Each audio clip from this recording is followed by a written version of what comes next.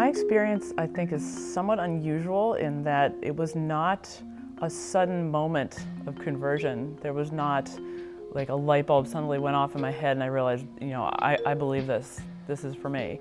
It was more like a jagged process. My name is Sarah Wolinski. I was born and raised in Washington, D.C., in the shadow of the National Cathedral. I went to Episcopal private schools. I sort of absorbed knowledge about God in sort of a background sense, but I was never too sure of what this actually had to do with me personally. And by the time I was in high school, I'd kind of settled into a pattern of comfortable being an agnostic. Maybe God existed, maybe he didn't. I didn't find the question terribly interesting. So I graduated from Harvard. I went to University of Michigan to study experimental high-energy physics. I met Dave, the guy I was going to marry eventually. So I wasn't looking for anything else. I didn't have some sort of inner longing that I was aware of. I was certainly not looking for God in any way. I think that although I may have given up, I do not think God had given up on me. I had, more or less always placed Christianity and Christians in this box, and that box was starting to break down. Some Catholic friends we had that invited us into their life and had us over to dinner, and I could just see what faith in action looked like in people that I could relate to.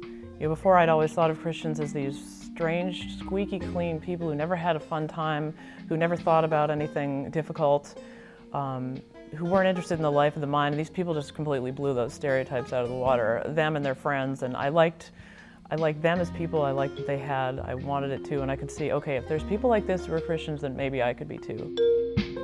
Something happened over the next year, I cannot pinpoint the moment, where I realized I actually could believe that Jesus died for me, that his sacrifice on the cross applied to me, and then even though I might not have great answers to all the questions I'd been struggling with, that was okay. I didn't have to stop and basically be stalled there. I could keep moving forward and walk with him and just trust him that somehow this would all eventually make better sense to me. Before I knew Christ, I had a moral sense. I had a worldview that I thought was coherent. It basically is be a good person. I felt I knew what right and wrong were. When I would learn about things about physics, I would feel this, amazement and wonder, like, this is just so cool. Like, I wanted to praise somebody almost, but I didn't know there was anyone there to praise.